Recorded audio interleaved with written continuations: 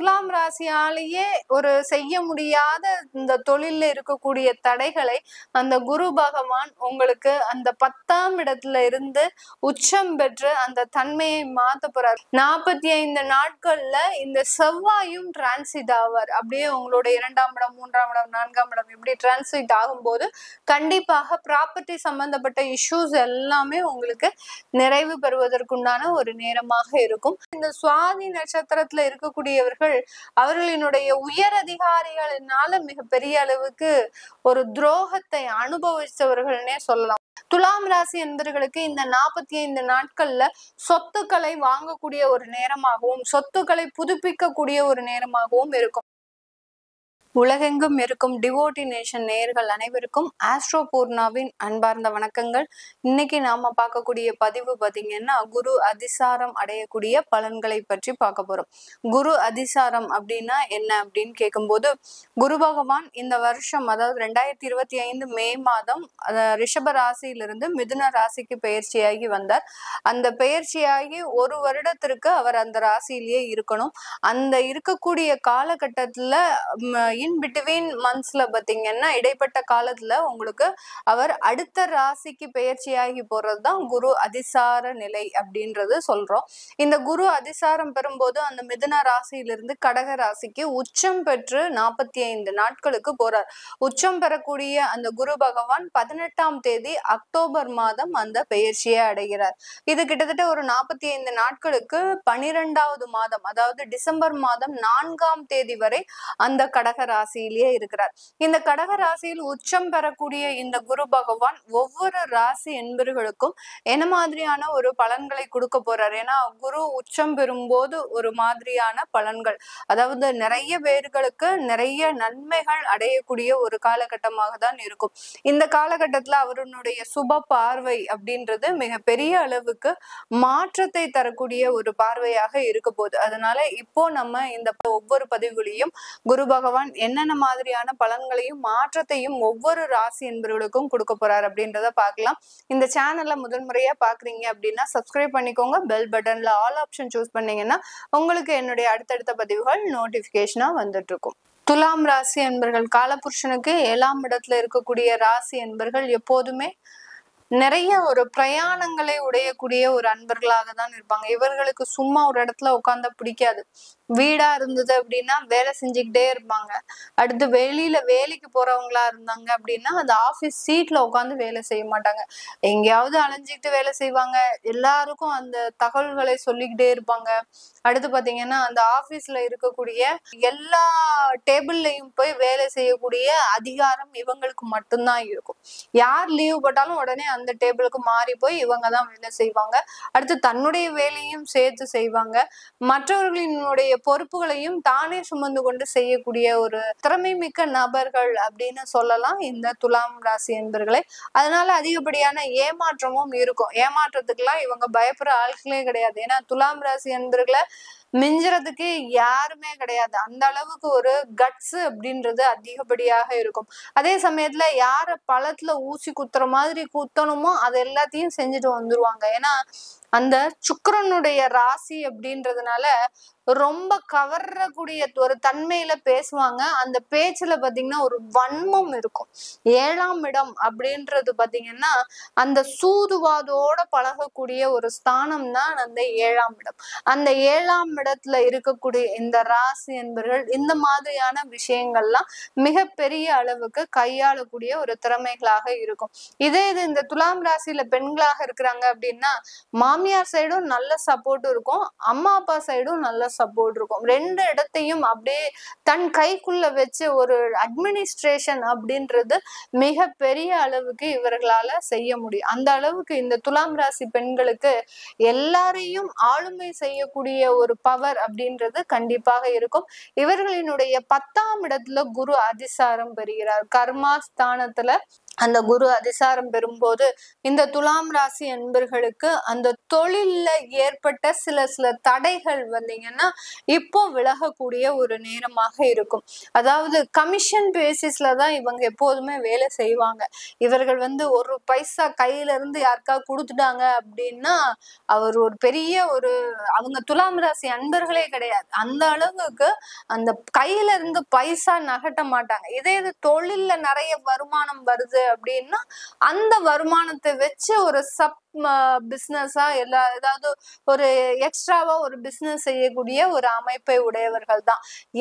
முதல்ல எடுத்த உடனே இன்வெஸ்ட்மெண்ட் நம்ம ஒரு 10 லட்சம் போடுவோம், 2 லட்சம் போடுவோம், அந்த மாதிரி லட்சத்தை போட்டு பிசினஸ் பண்ண முடியாதவர்கள் இந்த துலாம் ராசி என்பர்கள். இப்ப இவர்களினுடைய அந்த 10ஆம் இடத்துல இருக்கிற அந்த குருவினுடைய உச்ச நிலை பாத்தீங்கன்னா இவர்களினுடைய தொழில் ரீதியான ஸ்திரத்தன்மையை முழுமையாக அமையக்கூடிய ஒரு நேரம். இது நாள் வரைக்கும் அந்த தொழில்ல ஒரு ஸ்திரத்தன்மையே இருக்காது. மிகப்பெரிய அளவுக்கு ஒரு நஷ்டங்கள், எவ்வளவுதான் நீங்க அடிச்சு பேசினாலும் கஸ்டமர் உங்க கையில இருக்க மாட்டாரு.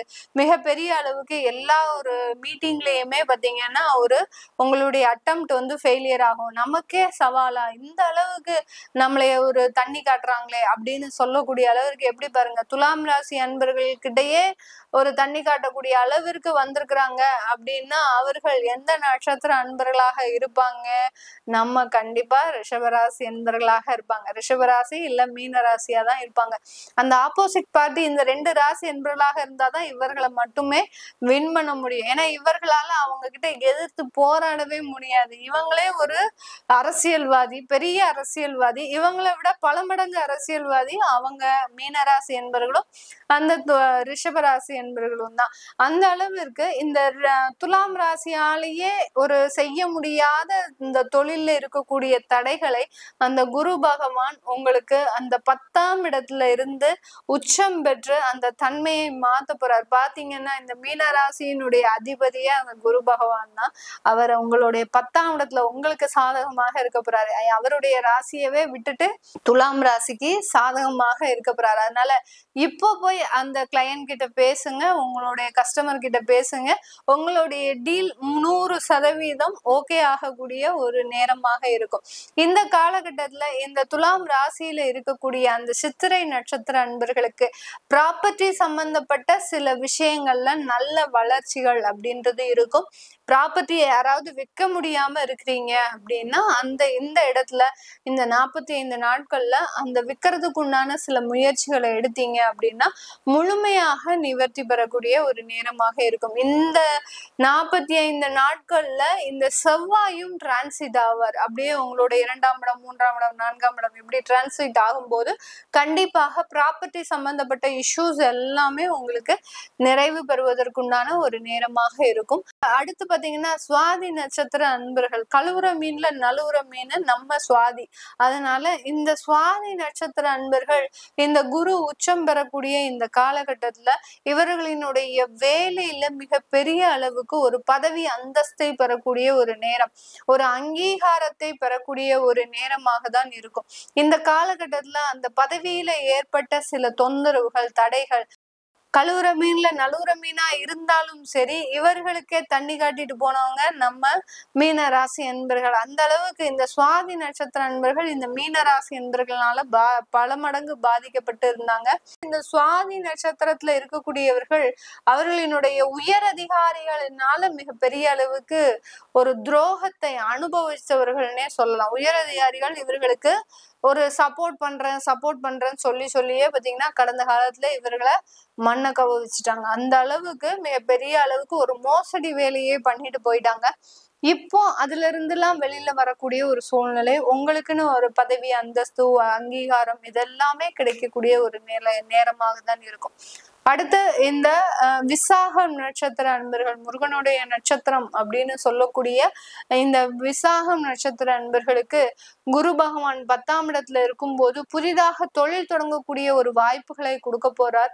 அடுத்து வேலை சம்பந்தப்பட்ட சில வளர்ச்சிகளை கொடுக்க போறார். வேலை சம்பந்தப்பட்ட வாய்ப்புகளையும் கொடுக்க போறார். வெளிநாட்டுல விசாகம் நட்சத்திர அன்பர்கள் இருக்கிறீங்க அப்படின்னா அங்க உங்களுக்கு வேலை ரீதியான நல்ல முன்னேற்றங்கள் அடைவதற்குண்டான ஒரு நேரம்.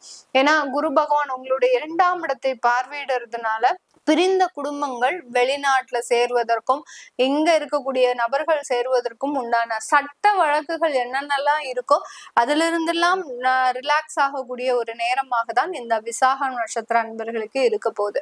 இந்த துலாம் ராசி அன்பர்கள் இந்த காலகட்டத்துல உங்களுடைய குடும்ப உறவுகள்னால பலவிதமான ஒரு வளர்ச்சிகளை அடையக்கூடிய ஒரு நேரம். குடும்ப உறவுகள் இப்போ உங்களுக்கு துணையாக சம்பாதிக்கக்கூடிய ஒரு நேரம். குடும்ப உறவுகள் உங்களுக்குன்னு சில தேவைகளை நிறைவேற்றக்கூடிய ஒரு நேரமாக இருக்கும். உங்களுடைய குழந்தைகளினுடைய வளர்ச்சி அபரிமிதமான வளர்ச்சியாக இருக்கக்கூடிய ஒரு நேரமாக இருக்க போகுது. துலாம் ராசி என்பவர்களுக்கு இந்த 45 நாட்கள்ல சொத்துக்களை வாங்கக்கூடிய ஒரு நேரமாகவும் சொத்துக்களை புதுப்பிக்கக்கூடிய ஒரு நேரமாகவும் இருக்கும். நீங்க பழைய அப்பாவுடைய சொத்து வச்சிருக்கிறீங்க அப்படின்னா அந்த சொத்தை ரெனோவேட் பண்ணி அங்க வாடகைக்கு விடுறதோ இல்ல நீங்க அங்க போய் குடியேறதோ இந்த மாதிரியான ஒரு அமைப்புகள்லாம் ஏற்படக்கூடிய ஒரு நேரமாக இருக்க போகுது.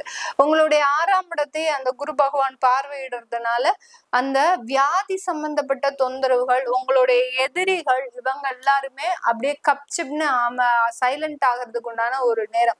குருவினுடைய சுப பார்வை உங்களுக்கு இருக்கக்கூடிய அந்த நெருக்கடிகளை முழுவதுமாக குறைக்கக்கூடிய ஒரு நேரமாக இருக்கும். இதெல்லாமே நம்ம கோச்சார நிலவரப்படி பலன்களை சொல்லியிருக்கிறோம். உங்களுடைய சுய ஜாதக பலன்களை பார்க்கணும் விருப்பப்படுறவங்க கீழே இருக்கிற நம்பருக்கு வாட்ஸ்அப்ல அப்பாயின்மெண்ட் வாங்கிக்கிட்டு நீங்க என்கிட்ட கன்சல்ட் பண்ணிக்கலாம். உங்களுடைய குழந்தைகளுக்கு ஜாதகம் எழுதணும், அடுத்து பாத்தீங்கன்னா நியூமராலஜி படி பெயர் வைக்கணும் அப்படின்னு விருப்பப்படுறவங்களும் கீழே இருக்கிற நம்பருக்கு வாட்ஸ்அப்ல மெசேஜ் அனுப்புங்க. உங்களுக்கு உண்டான ஒரு பலன்கள் தெரிய வரும். உங்களிடமிருந்து விடைபெறுவது உங்கள் ஆஸ்ட்ரோ பூர்ணா. நன்றி, வணக்கம்.